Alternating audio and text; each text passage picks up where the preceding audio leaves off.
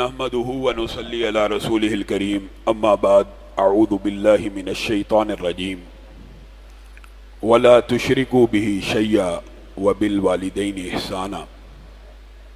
معزز سامعین گرامی قدر، رمضان اس لیے آتا ہے کہ انسان نیکیوں کے کوئی کام ایسے کر جائے کہ انسان اپنے آپ کو جہنم کی قید سے آزاد فرما لے۔ اور نبی کریم صلی اللہ علیہ وسلم کی یہ مشہور حدیث آپ نے سب نے سنی ہے کہ نبی کریم صلی اللہ علیہ وسلم ممبر پہ چڑھے ہیں، 3 مرتبہ آمین کہتے ہیں۔ صحابہ نے دیکھا کہ کوئی ہے تو نہیں ہے، لیکن نبی کریم نے آمین کہا ہے، کیا ماجرا ہے؟ نبی کریم صلی اللہ علیہ وسلم سے پوچھا گیا یہ کیا معاملہ ہے، یہ کیا ماجرا ہے؟ تو نبی کریم صلی اللہ علیہ وسلم نے فرمایا جبریل امین آئے تھے اور 3 دعائیں کر کے گئے ہیں۔ پانی دی بوتل منگوا لیں۔ 3 دعائیں کر کے گئے ہیں۔ ایک دعا انہوں نے یہ کی ہے کہ جو بندہ رمضان کا مہینہ پائے اور اپنے آپ کو جہنم سے آزاد نہ کروائے، وہ بندہ ناکام اور نامراد ہو گیا، وہی بندہ خائب و خاسر ہے، وہی اصل میں خسارے میں ہے، اور وہی بندہ اسی کے لیے ہلاکت ہے۔ اور دوسری دعا کیا کی تھی؟ جبریل امین نے یہ دعا کی تھی کہ جو بندہ نبی کریم صلی اللہ علیہ وسلم کا نام سنے اور پھر حسد بغض نفرت کی بنیاد کے اوپر نام محمد صلی اللہ علیہ وسلم سنا اور ان کے اوپر درود نہ بھیجا، وہ بندہ تباہ و برباد ہو گیا، ناکام ہو گیا، نامراد ہو گیا۔ اور اسی حدیث کا جو تیسرا ٹکڑا ہے جو آج ہمارا موضوع ہوگا کہ اعمال میں سے کون سا عمل اور نافرمانی اور گناہوں میں سے کون سا گناہ بہت بڑا ہے۔ اور تیسری دعا کا ٹکڑا یہ ہے کہ جبریل امین نے کہا تم میں سے کوئی اپنے بوڑھے والدین کو پائے، کسی ایک کو یا دونوں کو، اور ان کی خدمت کر کے اپنے آپ کو جہنم سے آزاد نہ کروائے، وہ بندہ ناکام ہو گیا، نامراد ہو گیا، برباد ہو گیا، اصل خسارہ اس کے لیے ہے۔ میرے بھائیوں، ہم رمضان میں نیکیوں کے عمل بجا لاتے ہیں، ہم سب نیکیاں کرنے کی کوشش کرتے ہیں اور ہم چاہتے ہیں اللہ تعالیٰ ہماری نیکیوں کو قبول کرے۔ تو آج آپ نے نیکی کا ایک کام اور گناہوں میں سے ایک گناہ، ایک نیکی کے کام کا ارادہ کرنا ہے اور ایک گناہ کو چھوڑنے کا ارادہ کرنا ہے۔ اور یاد رکھیے یہ جو نیکی ہے، نبی کریم صلی اللہ علیہ وسلم سے اس کے بارے میں پوچھا گیا کہ دنیا کے اندر نیکیوں میں سے بہترین نیکی کون سی ہے؟ تو نبی کریم نے کہا الصلاۃ علی وقتہا، پہلا حق تو اللہ ہی کا ہے، اللہ ہی کا ہونا چاہیے۔ اور کہا پھر کون سی نیکی ہے؟ تو نبی کریم صلی اللہ علیہ وسلم نے بلا تردد، بغیر کسی شک و شبے کے کیا کہا؟ بر الوالدین، والدین کے ساتھ نیکی کرنا، یہ نماز باجماعت فرضیت کے بعد سب سے بڑی نیکی ہے۔ اور اسی طرح نبی کریم صلی اللہ علیہ وسلم سے یہ پوچھا گیا کہ برائیوں میں سے، گناہوں میں سے سب سے بڑا گناہ کون سا ہے؟ تو نبی کریم صلی اللہ علیہ وسلم نے کہا اللہ کی ذات کے ساتھ شرک کرنا۔ کہا اس کے بعد کون سا ہے؟ تو نبی کریم صلی اللہ علیہ وسلم نے بلا تردد، بغیر کسی شک و شبے کے، بغیر کسی اشکال کے کیا کہا؟ والدین کا نافرمان یا والدین کی نافرمانی کرنے والا شرک کے بعد سب سے بڑا گناہ ہے۔ اور یہ بات صرف نبی کریم نے نہیں کی، یہ اللہ رب العزت نے کلام حمید میں، آج آپ نے یہ آیتوں کے اوپر غور کرنا ہے، اللہ تعالیٰ نے کلام حمید کے اندر کیا کہا؟ لا تشرکوا بہ شیئا وبالوالدین احسانا، اللہ کے ساتھ کسی کو شریک نہ ٹھہرانا۔ بات تو شرک کی ہو رہی ہے، ساتھ ہی اللہ تعالیٰ ساتھ ہی کیا کہہ رہا ہے؟ وبالوالدین احسانا، اور والدین کے ساتھ احسان کرنا۔ اور احسان کرنے سے جو مراد ہے وہ آپ کو سمجھ آ جائے گی کہ احسان کرنے کا مطلب یہ نہیں ہوتا کہ نیکی کرنا، احسان کا مطلب ہوتا ہے کوئی آپ کے ساتھ نیکی کرے نہ کرے، آپ اس کے ساتھ نیکی کریں۔ اور اللہ رب العزت نے کلام حمید میں والد کے حق کو، والدین کے حقوق کو، ماں اور باپ کے حق کو اپنے حق کے ساتھ متصل بیان کیا۔ ایک آیت بھی زندگی بدل سکتی ہے، ہدایت کے لیے کافی ہے کہ لا تشرکوا بہ شیئا، اللہ کہہ رہا ہے شرک نہ کرنا، اور دوسرا حکم کیا دے رہا ہے؟ وبالوالدین احسانا۔ لیکن یہ ایک جگہ اللہ نے نہیں کہا، اللہ تعالیٰ نے ہر قسم کے اشکال کو دور کرنے کے لیے کیا کہا؟ اللہ تشرکوا بہ شیئا وبالوالدین احسانا، اور اللہ کے ساتھ شرک نہ کرنا اور والدین کے ساتھ احسان کرنا۔ اللہ 2 جگہ فرما دیا، ایک جگہ بھی آپ کا فرمایا ہوا کافی ہے، لیکن اللہ نے بھی والدین کے حقوق کو بیان کرنے میں کوئی کسر نہیں چھوڑی. وَقَضَىٰ رَبُّكَ أَلَّا تَعْبُدُوا إِلَّا إِيَّاهُ وَبِالْوَالِدَيْنِ إِحْسَانًا. اور اللہ کے علاوہ کسی کی عبادت نہ کرنا اور والدین کے ساتھ حسن سلوک کرنا. یہاں پہ کسی کے ذہن میں یہ اشکال پیدا ہو سکتا ہے، اللہ تعالیٰ بار بار 3 جگہ تو آپ کے سامنے میں نے پڑھ دی ہیں، تینوں جگہ پہ شرک کے ساتھ کہہ رہے والدین کے ساتھ احسان کرنا، تو شاید یہ کلمہ گو مسلمان کے لیے، بندہ مومن کے لیے، ایمان والے کے لیے. اللہ تعالیٰ نے اس اشکال کو بھی دور کر دیا. یہ والدین کے ساتھ نیکی کرنا، والدین کی اطاعت کرنا، والدین کی فرما برداری کرنا، بڑھاپے میں ان کے کام آنا، یہ صرف مسلمانوں کے اوپر اللہ نے فرض نہیں کیا، بلکہ کس کے اوپر کیا؟ وَوَصَّيْنَا الْإِنسَانَ بِوَالِدَيْهِ إِحْسَانًا. ہم نے انسانیت کو، انسانوں میں تو یہودی بھی ہیں، عیسائی بھی ہیں، ہندو مت بھی ہیں، جین مت، بدھ مت، ہر مذہب کا بندہ شامل ہے نا. وَوَصَّيْنَا الْإِنسَانَ بِوَالِدَيْهِ إِحْسَانًا. ہم نے اولاد آدم کو یہ وصیت کی ہے کہ اپنے والدین کے ساتھ احسان کریں. اب بتائیں اللہ تعالیٰ نصیحت کرتا ہے کہ وصیت کرتا ہے؟ نصیحت کرتا ہے. اللہ تعالیٰ نے وصیت کا لفظ کیوں استعمال کیا؟ نصیحت اور وصیت میں بھی ایک فرق ہوتا ہے. نصیحت کے اوپر اچھے لوگ عمل کر لیتے ہیں، لیکن وصیت کے اوپر تو عمل کرنا فرض ہوتا ہے. اور اللہ رب العزت نے ایک جگہ پھر فرض نہیں کیا. وَوَصَّيْنَا الْإِنسَانَ بِوَالِدَيْهِ حُسْنًا. پہلے کہا احسانا، پھر کہا حسنا، پھر کہا وَوَصَّيْنَا الْإِنسَانَ بِوَالِدَيْهِ حَمَلَتْهُ أُمُّهُ وَهْنًا عَلَى وَهْنٍ وَفِصَالُهُ فِي عَامَيْنِ. اس کے بعد کیا کہا؟ أَنِ اشْكُرْ لِي وَلِوَالِدَيْ. اللہ نے یہاں پہ پھر انتہا کر دی. ہر انسان کو اللہ کی یہ وصیت ہے کہ اپنے والدین کے ساتھ احسانی والا معاملہ ہی نہیں کرنا، بلکہ شکر بھی بجا لانا ہے. اگر آپ قرآن پاک کی پوری قرآن پاک کا اگر آپ مطالعہ کریں، آپ کو یہ بات سمجھ آئے گی کہ اللہ رب العزت نے عبادت کے افعال کی جزیات کو قرآن پاک میں اکثر اوقات بیان نہیں کیا. مثلا زکوٰۃ 2.5% دینی ہے، کتنے مال پہ کتنی دینی ہے، یہ کہاں پہ بیان ہوا؟ حدیث کے ذریعے. نبی کریم کے پر وحی کی، نبی کریم نے بتلا دیا. حج کیسے کرنا، نبی کریم نے وحی ہوئی، نبی کریم نے بتلا دیا. نماز کتنی رکعت پڑھنی ہے، کیا پڑھنا ہے کیا نہیں پڑھنا، نبی کریم کو اطلاع دی، نبی کریم نے بتلا دیا. لیکن جب والدین کے حقوق کی بات آئی، اللہ تعالیٰ نے اس کی جزیات کو بھی بیان کیا. پہلی بات اللہ نے قول سے شروع کی کہ والدین کے ساتھ بولنا کیسے ہے. آج میں نے اور آپ نے اپنے گرے بانوں کو ٹٹولنا ہے، گرے بانوں میں جھانکنا ہے کہ ہمارا طرز عمل کیا ہے اور ہمارا رب ہم سے کیا چاہتا ہے. فلا تقل لهما اف. اللہ کہہ رہا ہے کہ مولوی کہہ رہا ہے، اللہ کہہ رہا ہے کہ پروٹوکول جو والدین کا پہلا پروٹوکول یہ ہونا چاہیے، کلام کے اندر اس کو اف بھی نہیں کہنا. اور محدثین مفسرین کا اس بات کے اوپر اتفاق ہے کہ اف سے چھوٹا کلمہ تکلیف کا، اذیت کا عربی زبان میں موجود ہی نہیں. اگر اس سے کوئی چھوٹا کلمہ تکلیف اور اذیت کا عربی زبان میں ہوتا تو اللہ وہی بولتا. پہلا پروٹوکول کہ والدین کے سامنے اف بھی نہیں کرنا.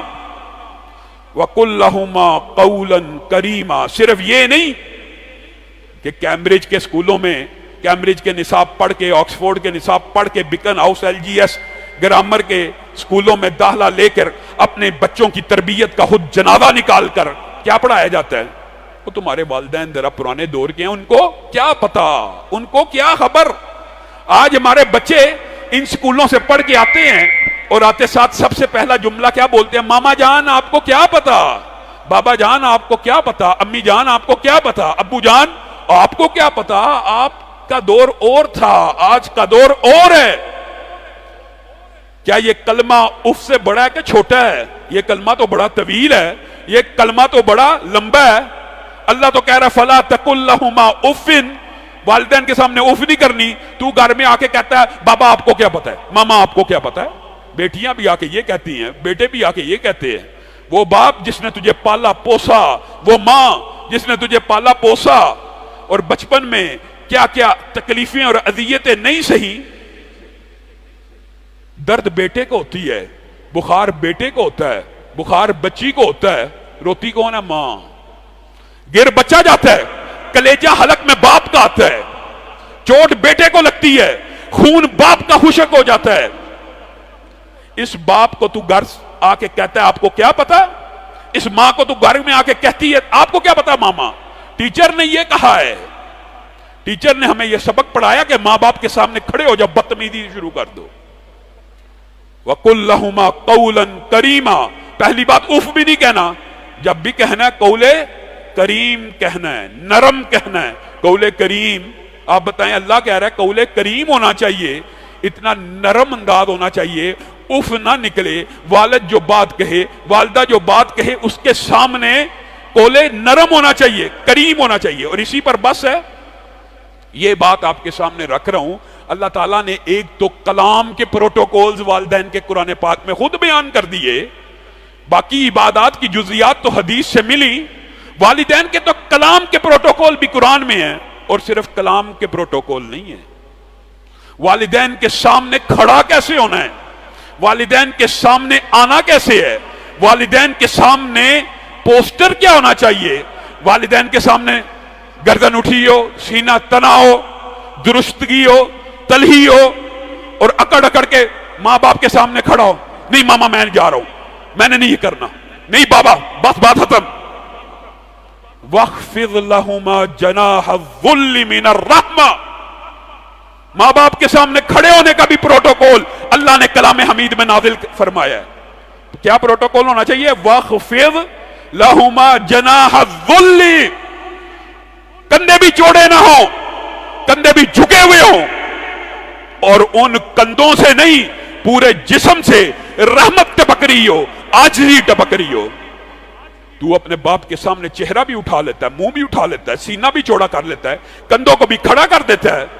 اللہ تو ماں باپ کے سامنے کھڑے ہونے کے پوسٹر بیان کر رہے.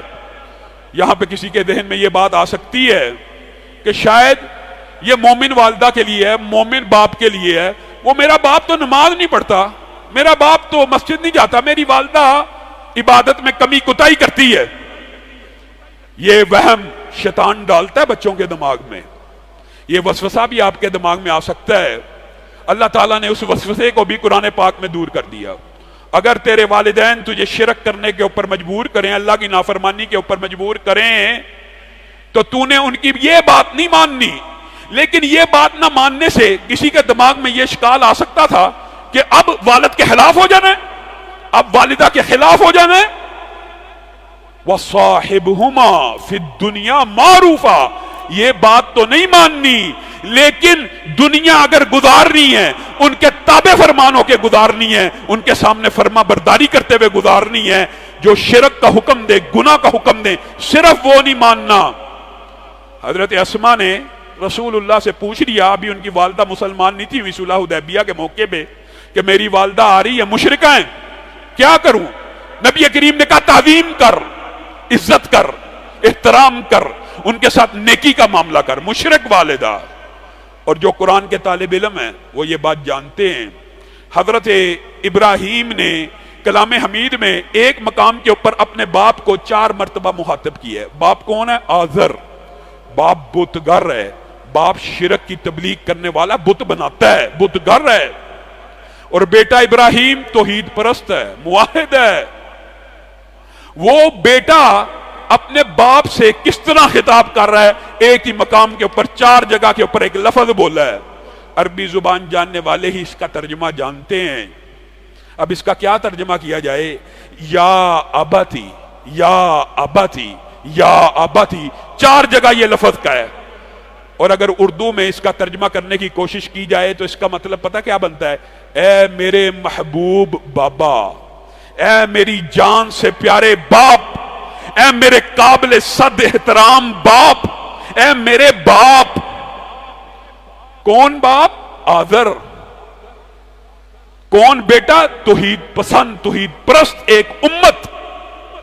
وہ بھی اپنے باپ سے خطاب کر رہا ہے تو قول کریم کے ساتھ کر رہا ہے. وہ بھی اپنے باپ کے ساتھ بات کر رہا ہے تو نرم لہجے کے ساتھ کر رہا ہے. تجھے کس نے یہ مغالطہ اور وسوسہ ڈال دیا کہ ماں باپ کے سامنے زبان چلانا یہ پڑھائی کی نشانی ہے؟ یہ سب سے بڑی جہالت کی نشانی ہے.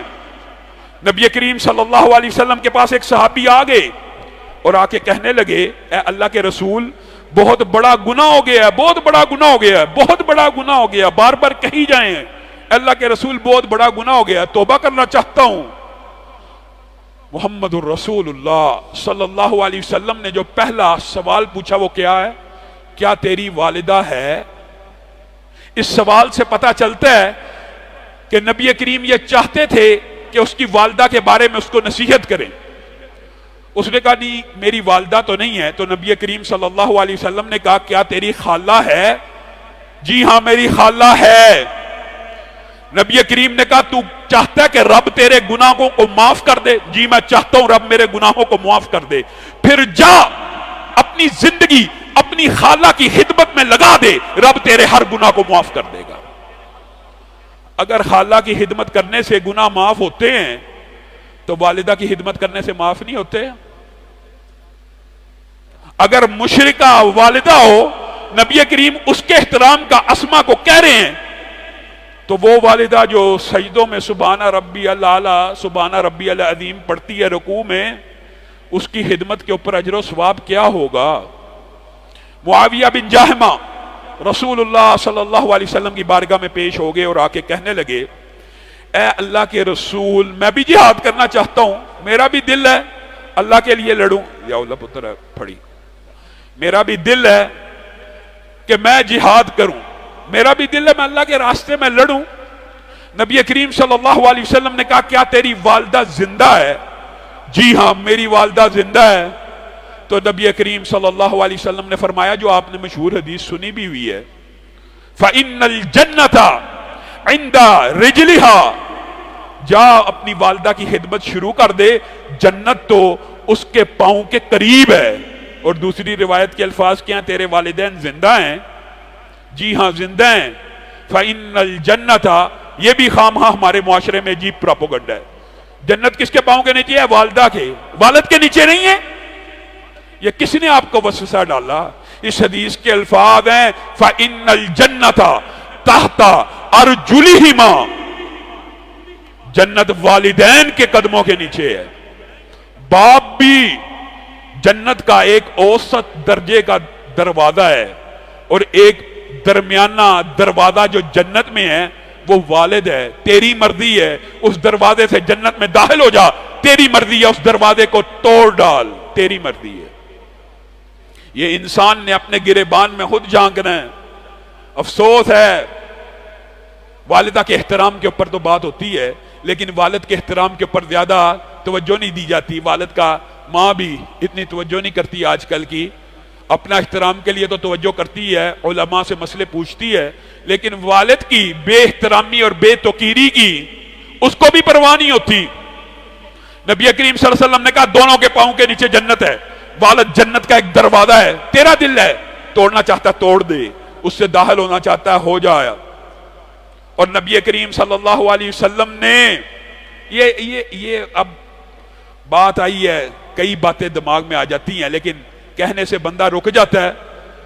ایک یہاں پہ خاص طبقہ لبرل اور سیکولر لوگوں کا عجیب و غریب واہیات پراپوگنڈے کرنے والے ہر معاملے میں میرے بھائیو، ایک صحابی نبی کریم صلی اللہ علیہ وسلم کی بارگاہ میں پیش ہوا۔ یہ حدیث بھی آپ سب کو آتی ہوگی لیکن پوری نہیں آتی، اتنی آتی ہے جو ہمارے مقصد کی ہے، جو ہمارے مقصد کے خلاف ہے وہ ہم بھول جاتے ہیں۔ ہم گھر کے اندر والدہ بھی، یہ والد کا ٹھٹھا بھی بچوں کے ساتھ والدین آج کل والدہ بھی اڑا رہی ہوتی ہے، بچوں کے ساتھ مل کے والد کا مذاق اڑایا جاتا ہے، یہ والد بڑا سخت ہے، والد بڑا ڈاڈا ہے، والد، پھر ہاں بچے اور ماں مل کے ہنستے ہیں۔ نبی کریم صلی اللہ علیہ وسلم نے ایک صحابی کو دیکھ لیا، پتہ نہیں نبی کریم کے دل پہ وہ کیا بیتی ہوگی۔ نبی کریم صلی اللہ علیہ وسلم سارا ماجرا دیکھنے کے بعد اس کو کہتے ہیں میری بات سن، قریب آ۔ وہ صحابی قریب آئے، نبی کریم نے ان کو نصیحت کی جو میرے اور آپ کے لیے بھی ہے۔ کہا تیرا باپ جب چلا کرے اس سے آگے نہ نکلا کر، تیرا باپ جب سوار ہو جائے تیری سواری اس کے آگے نہیں ہونی چاہیے۔ تیرا باپ جب چلے تیری نظر، تیرا جھکاؤ اپنے باپ کے پیچھے اور اپنے باپ کی ضروریات کی طرف لگے ہونا چاہیے کہ باپ کس چیز کو دیکھ رہا ہے، کس طرف متوجہ ہو رہا ہے، جو تیرے باپ کی خواہش ہے آگے بڑھ کر اس کو پورا کر۔ صحابی آگے اب اس حدیث کی طرف آتے ہیں، نبی کریم صلی اللہ علیہ وسلم کے پاس، اللہ کے رسول صرف نماز پڑھوں گا، سب نے سنی ہوئی ہے، صرف روزے رکھوں گا، جب صاحب زکوٰۃ ہوں گا زکوٰۃ ادا کروں گا۔ تو رسول اللہ صلی اللہ علیہ وسلم نے کیا کہا تھا؟ جس نے جنتی دیکھنا ہے اس کو دیکھ لے۔ اتنی حدیث سب کو یاد ہے، لیکن یہ سند جو دوسرے الفاظ ہیں روایت کے وہ بھول گئے ہیں۔ نبی کریم نے صرف یہ نہیں تھا کہا کہ یہ جنتی جس نے دیکھنا دیکھ لے، بلکہ یہ بھی کہا تھا کہ اگر یہ جو اپنے اعمال کے بارے میں کہہ رہا ہے یہ بھی، اور پوری امت کو بھی پیغام ہے، جو صرف یہ عمل کر لے وہ صرف جنت میں نہیں جائے گا بلکہ نبیوں کے ساتھ ہوگا، شہیدوں کے ساتھ ہوگا، صدیقوں کے ساتھ ہوگا، صلحاء کے ساتھ ہوگا۔ یہ حدیث بھی شاید سنی ہو، ٹکڑا یہ بھی شاید یاد ہو، لیکن اگلا نہیں یاد۔ وہ یہ ہے ایک شرط کے ساتھ، ایک شرط بھی نبی کریم ہی نے لگائی ہے، بشرط یہ کہ اپنے والدین کا نافرمان نہ ہو، پھر جائے گا۔ اسی لیے محدثین نے اس حدیث کی تشریح میں لکھ دیا، جس طرح ریاکاری سے نیک اعمال برباد ہو جاتے ہیں، جس طرح تنہائی میں گناہ کرنے سے نیک اعمال برباد ہو جاتے ہیں، جس طرح ایسا عمل کرنے سے جس کے اوپر مہر نبوت نہ ہو، نبی نے وہ نیکی کا عمل نہ کیا، اعمال برباد ہو جاتے ہیں، اسی طرح نیکیوں کے پہاڑ، نمازیں بھی ہوں، روزے بھی ہوں، حج و عمرے بھی ہوں، ساتھ میں والدین کی نافرمانی ہو، سارے عمل برباد ہو جاتے ہیں۔ آپ کو کس نے یہ وسوسہ ڈال دیا کہ بندہ حاجی نمازی بن کے مسجد میں بیٹھا رہے اور والد اور والدہ کی بے توقیری کرتا رہے، ان کا عزت و احترام نہ کرے؟ نبی کریم کی عمر کتنی تھی جب والدہ دنیا سے گئی؟ 6 سال کے تھے نا۔ پاس کون ہے؟ ام ایمن ہے۔ جب والدہ فوت ہوئی، نبی کریم صلی اللہ علیہ وسلم زاروں کتار رونا شروع ہو گئے۔ ام ایمن نے پکڑا، نبی کریم دوڑ دوڑ کے اپنی والدہ کی میت کی طرف جاتے تھے، ام ایمن روکتی تھی، مٹی ڈالنا شروع ہو گئے۔ نبی کریم قبر سے لپٹ گئے، کہا میری ماں کو کہاں چھوڑ کے جاتے ہو؟ میں اپنی ماں کے ساتھ رہنا چاہتا ہوں۔ پھر اس مقام سے ایک مرتبہ گزرے، 6 سال کے بچے کو یاد کیجئے، آپ سوچئے کتنی کو والدہ کی یادیں 6 سال میں کم عمر ہوتی ہے، لیکن نبی کریم ایک مرتبہ اس مقام سے گزرے، صحیح حدیث کے الفاظ ہیں، نبی کریم اتنا روئے اتنا روئے اتنا روئے کہ صحابہ آپ کو روتا دیکھ کے رونا شروع ہو گیا کہ کیا ہو گیا؟ پوچھ لیا اللہ کے رسول کیا ہو گیا؟ وہ جو صرف 6 سال کے بچے تھے کہنے لگے مجھے اپنی ماں کی رفاقتیں اور محبتیں یاد آ رہی، مجھے اپنے ماں کے ساتھ بتائے ہوئے وہ پل یاد آ رہے ہیں 6 سال کے بچے کو، اور آج میرا دل زارو کتار رو رہا ہے اسی ام ایمن کو جس نے جنا نہیں تھا، رسول اللہ نے ساری زندگی ماں کی نظر سے دیکھا۔ وہ حلیمہ سعدیہ جب ایک مرتبہ آئی، نبوت کی چادر، یا ایھا المدثر یا ایھا المزمل والی چادر ماں حلیمہ کے پاؤں کے نیچے بچھا دی۔ ماں حلیمہ کا عزت و اکرام کیا، انہوں نے بھی اسلام کو قبول کیا، بیٹے سے محبت کا وارفدگی کا اظہار کیا۔ اسی طرح ایک غزوے میں بہن شیمہ بھی آئی تھی، انہوں نے کہا تھا تمہارے نبی کی بہن ہوں، تمہارے نبی کی بہن ہوں۔ لوگوں نے کہا پتہ نہیں کیا مذاق کر رہی ہے، پوچھ لو، میں اس کی رضائی بہن ہوں۔ رسول اللہ صلی اللہ علیہ وسلم کے پاس لے کے گئے، نبی کریم کے دماغ میں وہ بچپن کے کیسے کیسے واقعات نہیں گھومے ہوں گے، اور نبی کریم صلی اللہ علیہ وسلم نے کہا شیمہ تو وہی ہے؟ جی میں وہی، کوئی نشانی تو بتلا، صرف پوچھنے کے لیے۔ کہا اللہ کے رسول جب آپ چھوٹے ہوا کرتے تھے، آپ میرے کندھے پہ سوار ہوتے تھے، آپ کے بھی دندان مبارک آئے تھے، آپ مجھے یہاں پہ کاٹ لیا کرتے تھے، آج بھی وہ نشان اسی جگہ موجود ہے۔ نبی کریم صلی اللہ علیہ وسلم کی آنکھیں سامن باتوں کا نظارہ پیش کر رہی ہیں، میری بہن ہمیشہ کے لیے میرے پاس آ جا، میں تجھے اپنے گھر لے چلوں، میں مدینہ لے چلوں، اگر تو چاہتی ہے تجھے مال و دولت سے تول دیا جائے، آ جا میرے ساتھ چل۔ کہا نہیں بھیا، اپنے گھر جانا چاہتی ہوں، ہاں عزت و احترام جو تو نے میرا کیا ہے، جو اکرام کیا، جو تحفے دیے ان کو قبول کرتی ہوں۔ بتائیے آپ اس نبی کو ماننے والے ہیں؟ آپ اس نبی کے امتی ہیں؟ آپ اس نبی کا کلمہ پڑھنے والے ہیں جو اپنی رضائی والدہ کے ساتھ اور اس رضائی بہن کے ساتھ صلہ رحمی کا یہ مظاہرہ کر رہے. میں اور آپ سگے بھائی لڑے ہوئے ہیں، سگی بہنیں لڑی ہوئی. نبی کریم صلی اللہ علیہ وسلم کہتے ہیں کہ جو چاہتا ہے اپنے باپ کے ساتھ نیکی کرے وہ اپنے باپ کے دوستوں کے ساتھ نیکی کرے. باپ کے دوستوں کے ساتھ؟ شاید یہ حدیث آپ نے پہلے نہ سنی ہو. عبداللہ ابن عمر نے ایک اعرابی کو پکڑا، احترام کیا، گدا بھی عنایت کیا، اپنا امامہ بھی اتار کے دے دیا. صحابہ نے کہا یہ کیا ہو رہا ہے، یہ کیا معاملہ ہے، یہ تو بدو ہے، یہ تو دیہاتی لوگ چند پیسے تو خوش ہو جاتے ہیں، آپ اس کو دیتے چلے جا رہے ہیں. کیا جواب دیا؟ ایک جواب، یہ میرے باپ کا دوست ہے اور میں نے نبی کریم سے سنا ہے جو اپنے باپ کے ساتھ نیکی کرنا چاہتا ہے اپنے باپ کے دوست کا اکرام کرے. ابو بردہ آئے، حضرت عبداللہ ابن عمر نے اکرام کیا، احترام کیا، بے شمار مال دیا. ابو بردہ کہنے لگے یار اتنا عزت اتنا احترام کیوں کرتے ہو؟ کہا رسول اللہ صلی اللہ علیہ وسلم سے سنا ہے کہ جو اپنے والد کے ساتھ اس کے چلے جانے کے بعد بھی نیکی کرنا چاہتا ہے وہ اپنے والد کے دوستوں کا اکرام کرے. میرے بھائیو یہ حدیث کیوں بیان کی ہے، اس کے اوپر آپ نے غور کرنا ہے.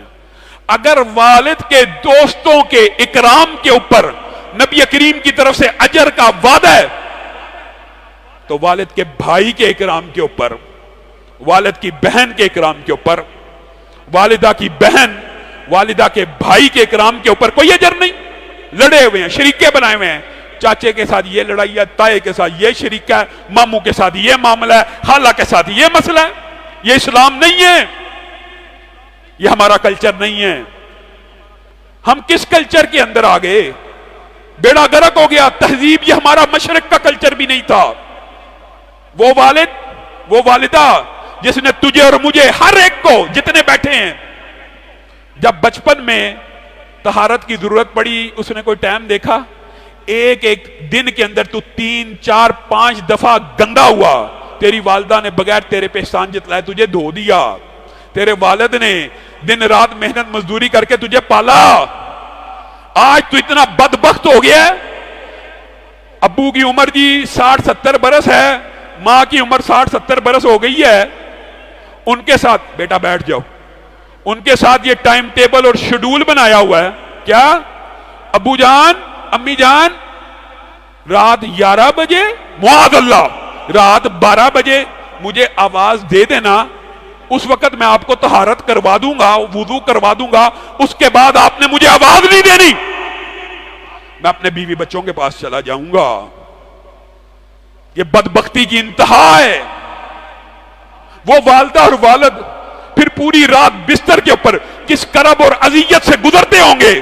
اگر ان کو طہارت کی ضرورت محسوس ہوتی ہوگی تو وہ انتظار کرتے ہوں گے کب ہمارا بیٹا اٹھے گا، ہمیں جا کے طہارت کروائے گا. اور اگر کوئی غیر طاہر ہو گیا اللہ کے سامنے سجدے کی نیت سے پڑھنا چاہتا ہوگا، وہ کس حالت میں ہوگا، کس کرب میں ہوگا، کس تکلیف میں ہوگا کہ اب بیٹے نے آرڈیننس اور فرمان تو جاری کر دی ہے 12 بجے کے بعد مجھے آواز نہیں دینی، لیکن ماں کا دل کر رہا میں وضو کر لوں، باپ کا دل کر رہا میں وضو کر کے اللہ کی بارگاہ میں 2 سجدے کر لوں. تو نے ٹائم ٹیبل بنایا ہوا ہے، تو نے شیڈول بنایا ہوا ہے. وہ والد نے وہ والدہ نے 2 سال کے اندر ہزاروں مرتبہ تیرے پیمپر کو تیرے لنگوٹ کو تبدیل کیا. آج وہ ضرورت مند ہیں، آج ان کی طہارت کی ذمہ داری تیری ہے اور تو ان کے ساتھ ٹائم ٹیبل اور شیڈول بناتا ہے. اسی لیے حکایت ہے، معروف حکایت ہے، آپ نے سنی ہوگی. ایک باپ اپنے بیٹے کو سمجھانے کے لیے یہ بات کہتا ہے، میرے بیٹے وہ سامنے کیا چیز ہے؟ بابا یہ چڑیا ہے. میرے بیٹے وہ سامنے کیا چیز ہے؟ کچھ دیر بعد پھر پوچھا، بیٹا یہ چڑیا ہے. بیٹا کہتا ہے بابا یہ چڑیا ہے. میرے بیٹے وہ سامنے کیا چیز ہے؟ بیٹا کہتا ہے بابا 2 دفعہ بتا چکا ہوں، آپ بار بار پوچھی جا رہے ہیں. باپ اس کو جواب میں جو الفاظ کہتا ہے یہ حکایت ہے، وہ قابل غور ہیں. بیٹا یہی وہ بینچ ہے، یہی وہ جگہ ہے. جب تیری عمر 2 سال تھی نا، تو نے 100 مرتبہ مجھ سے پوچھا تھا یہ کیا ہے، میں نے 100 مرتبہ تیرے منہ میں یہ لقمہ ڈالا تھا، یہ چڑیا ہے. اور آج تجھ سے تیسری مرتبہ پوچھا ہے تیرے ماتھے کے اوپر بل اور سلوٹیں آ گئی ہیں؟ اللہ کی قسم تیرے ذمے ہیں، تیرے والد اور والدہ کی طہارت بھی نہیں ہم تو اولڈ ہوم میں چھوڑ آئیں گے۔ یہ کیسا بدبختی کا کلچر ہے؟ یہ ہمارا کلچر ہے؟ یہ اسلام کا کلچر ہے؟ یہ مشرق کا کلچر ہے؟ صحیح بخاری شریف کی حدیث سے یہ بات ثابت ہوتی ہے کہ والد اور والدہ نفلی نماز کے اندر تجھے آواز دیں، تو نماز توڑ کر ان کی آواز کے اوپر لبیک کہے۔ ہم نے اس معاملے کو بڑا ہلکا سمجھا ہوا، یہ نیکی بھی بہت بڑی نیکی ہے، لیکن اگر بدبختی ہے تو بہت بڑی بدبختی ہے۔ حدیث کے الفاظ کیا ہیں؟ لمبی حدیث ہے، مختصر کرتا ہوں۔ جریج ولی اللہ تھے، ولی اللہ عبادت گزار تھے۔ ان کے خلاف اہل علاقہ نے پلاننگ کی کہ اس کو پھنسایا جائے، اس کو اس کے عہدے سے ہٹایا جائے۔ کوئی دوسرا عابد زاہد راہب لے کے آتے ہیں، ایک عورت کو پھانسا کہ اس کو ورگلا۔ پہلا جو حصہ ہے وہ بھی آپ کے سامنے رکھتا ہوں کہ ہوا کیا۔ یہ پلاننگ بن رہی ہے، ایک مرتبہ جریج نماز پڑھ رہے ہیں، نفل کے اندر ہیں، والدہ نے آواز دی، جریج بیٹا میری بات سن۔ جریج کے دماغ میں خیال آیا میں تو رب کے سامنے کھڑا ہوں، والدہ کو جواب دوں کہ رب کو جواب دوں؟ بس دماغ میں یہ بات آئی، نماز کو جاری رکھا۔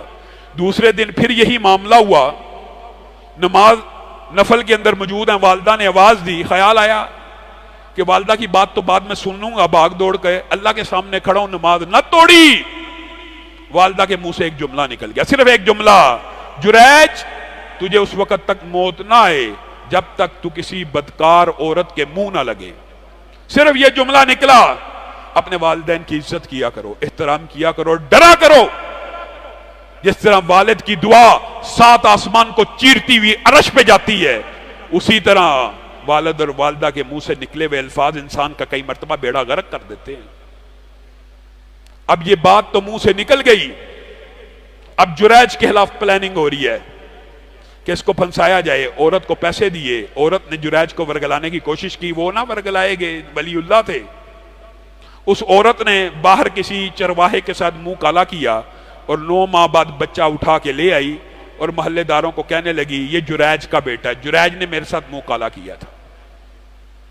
جریج کے اوپر اہل علاقہ حملہ کرتے ہیں، اس کے عبادت خانے کو بھی توڑ دیتے ہیں، ان کو بھی زد و کوب کرتے ہیں۔ جریج کہتے ہیں رکو تو صحیح، معاملہ کیا؟ سارا معاملہ سننے کے بعد جریج کہتے ہیں ہاں یہ وہ لمحہ ہے جب جریج کہتے ہیں مجھے سمجھ آ گئی کہ یہ وہ نماز کے اندر والدہ کو جواب نہ دینے کی وجہ سے وہ جو الفاظ نکلے تھے آج وہ الفاظ پورے ہو رہے ہیں۔ کہا رک جاؤ، توبہ کی، اور بچہ 1 دن کا بچہ اس کو مخاطب ہو کے کہا تجھے اللہ کی قسم دے کے کہتا ہوں، بتا، بخاری شریف میں بھی واقعہ موجود ہے، حدیث کی ہر کتاب میں، تجھے قسم دے کے کہتا ہوں بتا تو کس کا بچہ ہے؟ بچے نے کہا میں چرواہے کا بچہ ہوں، جریج کا بچہ نہیں۔ صرف اتنی سی غفلت اور انجام جریج جیسے ولی اللہ کا دنیا کے اندر ہی اللہ تعالیٰ نے معاملہ نیکوکاروں کا پھر نمٹانا بھی ہوتا ہے۔ اب ایسے کرنی دنیا کے سارے ولی جمع ہو جائیں، صحابی کی عظمت کا مقابلہ نہیں کر سکتے، لیکن رسول اللہ صلی اللہ علیہ وسلم نے یہ بات مجھے اور آپ کو سمجھانے کے لیے کی ہے۔ اے عمر، اے علی، کرن سے ایک بندہ آئے گا، اس کا نام اویس ہوگا، جی اللہ کے رسول، اس کے پھل بیری کا ایک نشان ہوگا، اس نے اپنی والدہ کی بڑی خدمت کی ہے، اس والدہ کی خدمت کے نتیجے میں اللہ تعالیٰ نے وہ پھل بیری کا نشان بھی ایک سکے جتنا کر دی ہے۔ اے علی، اے عمر، یہ تجھے اور مجھے سمجھانے کے لیے ہے، ورنہ یہ تو خلیفہ راشد ہیں، کوئی تابعی صحابی کا مقابلہ نہیں کر سکتا۔ یہ سمجھانے کے لیے ہے، کچھ فضائل بتانے کے لیے ہوتے ہیں، کچھ اعمال سمجھانے کے لیے بھی ہوتے ہیں۔ عمر اور علی اس سے دعا کروانا، اے اللہ کے رسول اس سے دعا کروائیں، جی ہاں اس سے دعا کروائیں، اے اللہ کے رسول حکمت بھی بیان ہونی چاہیے، اس سے کیوں دعا کروائیں؟ اس نے اپنی ماں کی ایسی خدمت کی ہے، جب وہ ہاتھوں کو اٹھاتا ہے تو اللہ تعالیٰ اس کے ہاتھوں کو خالی نہیں لٹاتا۔ نبی کریم نے معراج کی رات میں جنت کا سفر کیا، سب کو علم ہے. حضرت عمر کا محل بھی دیکھا اور بھی بہت سے مناظر دیکھے، لیکن ایک بڑی خوبصورت بات جو نبی کریم نے آ کے مجھے اور آپ کو بتلائی، ہم سب کو بتلا دی. جنت میں جب میں داخل ہوا تھا تو وہاں پہ ایک تلاوت ہو رہی تھی. کس کی تلاوت ہو رہی تھی؟ حارثہ بن نعمان کی تلاوت ہو رہی تھی. اللہ کے رسول جنت میں ایک کیسٹ، ایک ریکارڈنگ لگی ہوئی تھی. جی ہاں لگی ہوئی تھی، تلاوت ہو رہی تھی. جی ہاں حارثہ بن نعمان کی تلاوت ہو رہی تھی. اللہ کے رسول کیا وجہ ہے؟ مفہوماً آپ کے سامنے حدیث رکھ رہا ہوں. کہا یہ اس کی اپنی والدہ سے کی گئی نیکیاں ہیں کہ اللہ تعالیٰ نے جنت میں بھی اگر کوئی نغمہ بنایا ہے حارثہ بن نعمان کی آواز میں بنایا ہے. تجھے اور مجھے نہ اس نیکی کا ادراک ہے، نہ اس نیکی کا شعور ہے. اور میرے بھائیو یہ ہمارا کلچر نہیں ہے، یہ اولڈ ہوم کا کنسپٹ کہیں دشمنوں کے علاقوں سے آیا ہے. تیری ذمہ داری ہے، تیری ذمہ داری ہے اپنے والد کا، اپنی والدہ کا خرچہ بھی اٹھا، خدمت بھی کر. ایک بیوی کی خاطر والد اور والدہ کو پاؤں کی جوتی بنا دیا جاتا ہے. نبی کریم صلی اللہ علیہ وسلم کے پاس ایک صحابی آ کے کہنے لگے اللہ کے رسول جو بھی کما کے لاتا ہوں والد کا جتنا دل کرتا ہے نکال لیتا ہے، جو بھی کما کے لاتا ہوں والد کا جتنا دل کرتا ہے نکال لیتا ہے. نبی کریم صلی اللہ علیہ وسلم نے کہا والد کو بلایا جائے. اب والد کے دل پہ کیا بیتی ہوگی؟ درمیان کے الفاظ ضعیف ہیں، شروع اور آخر کے الفاظ صحیح سند سے ثابت ہیں. وہ الفاظ کو میں بھی حذف کرتا ہوں، مفہوم آپ کے سامنے رکھتا ہوں جو مفہوم درست ہے کہ آج بیٹے نے باپ کی نبی محترم کے سامنے پیشی لگوا دی ہے. باپ کے دماغ میں بھی کیا کیا خیالات نہیں آئے ہوں گے کہ اس کے منہ میں لقمے ڈالتا تھا، اس کو کلمہ سکھاتا تھا، اس کو چلنا سکھاتا تھا. آج طاقتور اور تندرست ہو گیا اور باپ کے اوپر یہ الزام لگا رہا ہے کہ میرے پیسے نکال لیتا ہے اور رسول اللہ کی عدالت میں لے کے جا رہا ہے. نبی کریم صلی اللہ علیہ وسلم نے ان سے پوچھا کیا ماجرا ہے؟ انہوں نے مختصر رکھا کہ میرا بیٹا ہے، اس طرح پرورش کی ہے، حالت غربت میں خود پیٹ میں لقمہ نہیں تھا ڈالتا، اس کے منہ میں ڈالتا تھا. اور میرے بھائیو اللہ کی قسم کہاں در در کی ٹھوکریں کھا رہے ہو. کبھی اس جگہ چلے جاؤ، فلاں جگہ چلے جاؤ، فلاں جگہ چلے جاؤ. والد اور والدہ جنت گھر میں موجود ہے اور کسی اور کو منانے نکل جاتے ہو. صحابی نبی کریم کے سامنے ہیں اور باپ بھی نبی کریم کے سامنے ہیں. نبی کریم کی آنکھوں سے آنسو گر رہے ہیں. اپنے صحابی کو مخاطب ہو کے کہتے ہیں بیٹا میری بات سن لے. پوری امت کے لیے یہ قاعدہ بنا کے گئے ہیں، میری بات سن لے، میری بات سن لے. آج کے بعد تو نہیں، یہ پوری امت کو پیغام ہے. تو اور تیرا مال، تو اور تیرا مال، تو اور تیرا مال تیرے باپ کا ہے بھی یہی، حقیقت بھی یہی ہے. انسان ہوتا ہی اپنے باپ کا ہے. یہ آپ کو کسی اور نے، کسی سکالر نے، سکالر آف ڈالرز بھی تو معاشرے میں موجود ہے نا، یہ جو تعلیم کے ادارے ہیں جو ماں باپ کے سامنے بچوں کو کھڑا کرنے کی جستجو میں ہر وقت لگے رہتے ہیں کہ بچے بدتمیز ہو جائیں. آج آپ نے اس بات کے اوپر بھی غور کرنا ہے. اس کو چپ کرا دیں یار. آپ نے اس بات کے اوپر بھی غور کرنا ہے کہ آپ نے اور میں نے نیکیوں کے کیا منصوبے بنائے ہیں. کوئی بنائے بھی ہوئے ہیں کہ نہیں؟ کیا منصوبے ہیں؟ خدا کی قسم کھا کے کہتا ہوں، قسم کھا کے کہتا ہوں 100 سال بعد بہت ہی بڑا کوئی خوش قسمت ہوتا ہے جس کے لیے اس دنیا میں دعا ہو رہی ہوتی ہے. بتائیں آپ کے دادا پردادا میں سے، دادا کے دادا میں، دادا کے دادا کا نام کتنوں کو آتا ہوگا؟ شاید 1-2 کو آتا ہو. 1920-21 میں جو آپ کے فور فادر سے آج 100 سال بعد آپ کو ان کا نام بھی یاد نہیں تو ان کے لیے دعا یاد ہے؟ اگر کلیہ بتا کے جا رہا ہوں، کوئی بچہ نہ فرما بردار نہیں ہے، نافرمان ہے، اللہ ہم سب کو نافرمانی سے بچائے. نافرمان ہے وہ کیا کرے؟ رسول اللہ صلی اللہ علیہ وسلم نے اس کے لیے بھی ایک راہ نکال دی ہے. ہاں غلطی کوتاہی ہوگی، والد والدہ دنیا سے چلے گئے ہیں اور اس بچے کو علم ہے کہ میرا والد اور والدہ میرے سے ناخوش گئے ہیں، یہ بچہ کیا کرے؟ اللہ تعالیٰ نے بھی جزیات بیان کی. قرآن پاک میں والد اور والدہ کے لیے قول بیان کیا، پوسٹر بیان کیا، حتیٰ کہ دعا بھی سکھا دی، وَقُلْ رَبِّ ارْحَمْهُمَا کما ربیانی صغیرا۔ یہ بچہ اپنے والدین کی مغفرت کی دعا کرے، ان کے اوپر رحمتوں کے نزول کی دعا کرے، ان کے لیے ہر وقت دعا کرتا رہے۔ نبی کریم کی حدیث ہے، یہ نافرمان بچہ اگر اپنے والدین کے لیے مسلسل دعا کرتا رہے گا، ایک وقت آئے گا اللہ تعالیٰ اس کو سعادت مندوں میں لکھ دے گا اور فرما برداروں میں لکھ دے گا۔ کس وجہ سے؟ والدین کے لیے دعا کرنے کی وجہ سے۔ بات آئی ہے ضمنی طور پہ تو یہ بات بھی سمجھ لیجئے، عبد المنان وزیر آبادی نابینا تھے، آپ کے 7 بھائی اور بھی تھے۔ آپ کے والد نے آپ کے جتنے تندرست بھائی تھے ان کو کیا بنایا؟ بیوروکریٹ۔ ان کو کیا بنایا؟ بیوروکریٹ۔ یہ جو ادارے، بات پھر تلخ ہو جاتی ہے، جو فحاشی اور عریانی سکھاتے ہیں، جو بدماشی کا فیسٹیول مناتے ہیں، جو عورت کے ناپاک اور گندے کپڑے دیواروں کے ساتھ لٹکا کے دن مناتے ہیں کہ یہ کوئی بیماری نہیں ہے، جو بچیوں کو اس طرح انگیخت کرتے ہیں والدین کے سامنے کھڑا کر کے۔ عبد المنان وزیر آبادی کے 7 بھائی ہیں، ان سب کو بیوروکریٹ بنایا گیا، وہ دنیا سے چلے گئے۔ خواب حجت نہیں ہوتے، لیکن خواب اللہ کی طرف سے بندہ مومن کے ساتھ اب آخری ایک ہی چیز رہ گئی ہے، اس کو خواب ہی آ سکتا ہے، ہمارے پر فرشتہ تو اتر نہیں سکتا۔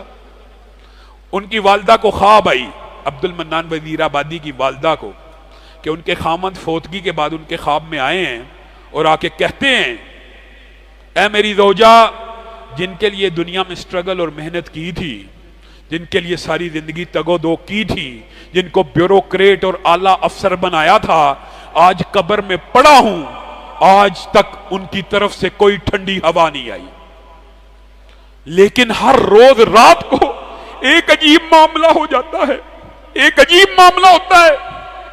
میرا بیٹا نبینا جس کو سمجھ کے حافظ بنایا تھا، دین کی تعلیم دی تھی، وہ رات کو سجدوں میں پڑھ کر اپنی نماز کے اندر جب کہتا ہے رب ارحمہما کما ربیانی صغیرا، رب اغفر لی ولی والدیا، ربنا اغفر لی ولی والدیا، جب بھی وہ رات کو پڑھتا ہے، اللہ ہر روز رات کو میرا ایک درجہ جنت میں بلند کر دیتا ہے۔ میں پوچھتا ہوں اللہ کیا ہوا؟ مجھے اطلاع دی جاتی ہے کہ عبد المنان وزیر آبادی نے تیرے لیے دعا کی ہے، اس لیے جنت میں تیرا ایک درجہ بلند ہو گیا ہے۔ اور یہ صحیح حدیث سے بھی ثابت ہے کہ نیک اولاد جب اپنے ماں باپ کے لیے دعا کرتی ہے تو ان کو وہاں پہ اطلاع دی جاتی ہے کہ تیرے فلاں بیٹے نے ہاتھ اٹھایا ہوا ہے، اس لیے جنت میں تیرا ایک درجہ مزید اوپر ہو گیا ہے۔ آج اللہ تعالی ہمیں سعادت مند بچے بنائے، اللہ ہم ان لوگوں میں سے نہ ہوں کہ والدین جن کو دیکھیں تو غضبناک ہو جائیں، اللہ ہم سب کو ان بچوں میں کرے کہ والدین جن کو دیکھیں تو خوش ہو جائیں، اور جن کے والدین فوت ہو چکے ہیں اللہ تعالیٰ ان کی قبروں کو ٹھنڈا فرمائے، اللہ علامہ شہید کے اوپر کروڑوں رحمتوں کا نزول فرمائے، اللہ والدہ محترمہ کے اوپر کروڑوں رحمتوں کا نزول فرمائے، اللہ تعالیٰ ان کی قبروں کو جنت کا باغ بنائے، ہم میں سے جتنے والدین زندہ ہیں اللہ ان کا سایہ تا دیر ہمارے سروں پہ قائم فرمائے، اور جو فوت ہو چکے ہیں اللہ تعالیٰ ان کی قبروں کو جنت کا باغ بنائے، ان کی قبروں کو منور فرمائے۔ سبحان ربک رب العزت